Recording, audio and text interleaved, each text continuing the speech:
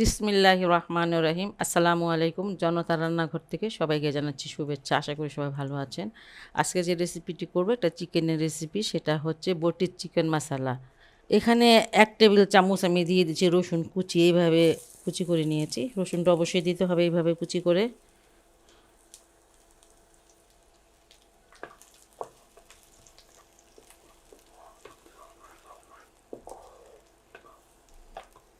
এখানে প্রায় ১ কাপ দিয়ে দিচ্ছি পেঁয়াজ কুচি। পেঁয়াজ কুচি না, এইভাবে একটু রসুনটা যেমন গোল গোল করে কেটেছি, পেঁয়াজটাও ঠিক একইভাবে কেটেছি।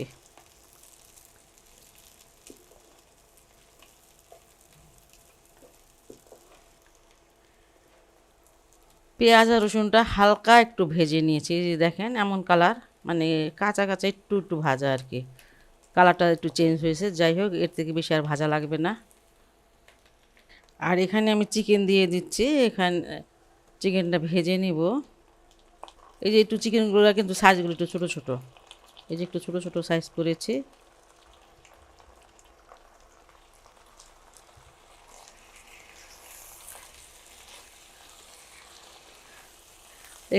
এখানে চিকেন আছে ১ কেজি থেকে একটু কম।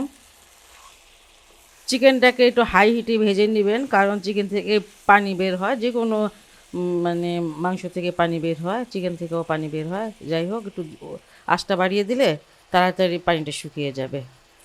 আর লবণটা একটু পরে দিব, লবণ দিলে পানিটা রিলিজ করে বেশি। যাই হোক এটা আমি ভেজে নিচ্ছি। চিকেনটা ভাজা প্রায় হয়ে গেছে, আর একটু ভাজতে হবে।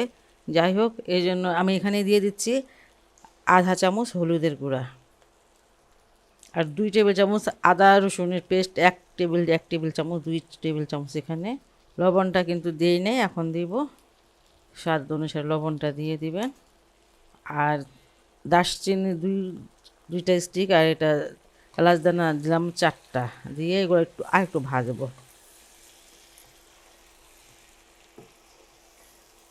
এখানে আমি একটা মশলা মানে বানিয়ে নিচ্ছি।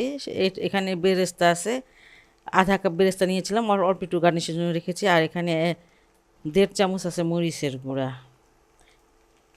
এই যে জিরার গুঁড়া ১ চামচ, ধনিয়ার গুঁড়াটাও ১ চামচ, আর শাহি গরম মশলাটা হচ্ছে আধা চামচ।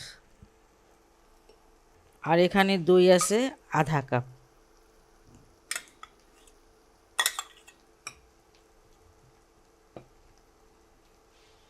এটা ইচ্ছে করলে ব্লেন্ড করে নিতে পারেন, আর এইভাবে দিলেও কোনো সমস্যা হয় না। এইভাবে রান্না করেছি। বাস এটা মাখানো হয়ে গেল, এটা একসাথে সরিয়ে নিচ্ছি এক সাইডে। আমি প্রায় ৫ মিনিটের মতন এটা কষিয়ে নিলাম, আদা রসুন পেস্ট আর হলুদটা। আর এখন আমি মশলাটা দিয়ে দিচ্ছি।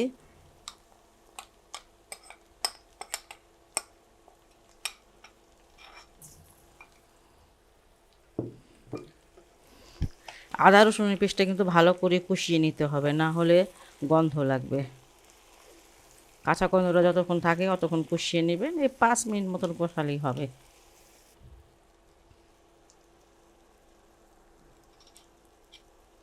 এখানে প্রায় ১৫০ গ্রাম পানি দিয়ে দিলাম, বাটিটা একটু ধুয়ে নিলাম।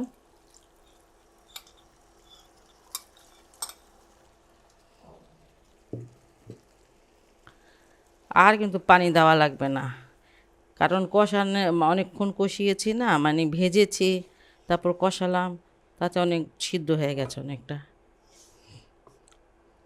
এবার অল্প আছে এটাকে আমি রান্না করে নিব। আঁচটা কমিয়ে ঢেকে রাখবো প্রায় ১৫ মিনিটের জন্য।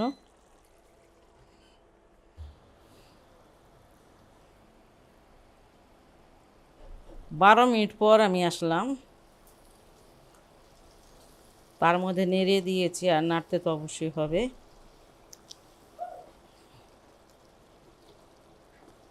এই এই চিকেনটা কিন্তু ঝোল তেমন একটা হবে না, লাগা লাগা ঝোল হবে। যাই হোক এখন আমি এখানে দিয়ে দিচ্ছি কিছুটা বেরেস্তা বাঁচিয়ে রেখেছিলাম আধা কাপ থেকে, সেটা দিয়ে দিচ্ছি, ১ চামচের মতন হবে। এখানে ৪টা কাঁচামরিচ নিয়েছি, সে এর ছোটো ছোটো করে কেটে তারপরে সেটা দিয়ে দিচ্ছি। আর এখানে পুদিনা পাতা, সেটা দিয়ে পুদিনা পাতাটা অবশ্যই দেওয়ার চেষ্টা করবেন, যারা পুদিনা পাতার ফ্লেভারটা পছন্দ করেন। এটা দিলে কিন্তু টেস্টটা অনেক অনেক বেশি বেড়ে যায়। যাই হোক, সব কিছু দিয়ে দিলাম, দিয়ে এখন আমি ঢেকে রাখবো আবার 2-3 মিনিটের জন্য, যাতে সব কিছু ফ্লেভারটা চিকেনে ছড়িয়ে যায়। চিকেন তো আমার বাসায় সবাই খায়, একটু ভিন্ন রকম করে খেতে কিন্তু অনেক ভালো লাগে। যাই হোক, খুব সহজ এবং মজাদার টেস্টি একটা রেসিপি, আপনারা অবশ্যই এটা বাসায় ট্রাই করবেন। আর যদি ভালো লাগে আমার এই রেসিপিটি, তাহলে অবশ্যই অবশ্যই আমার চ্যানেলকে লাইক কমেন্ট সাবস্ক্রাইব করবেন। সবাই ভালো থাকুন, সুস্থ থাকুন, নিরাপদে থাকুন, এই দোয়াটা করি সবসময়। আল্লাহ হাফেজ।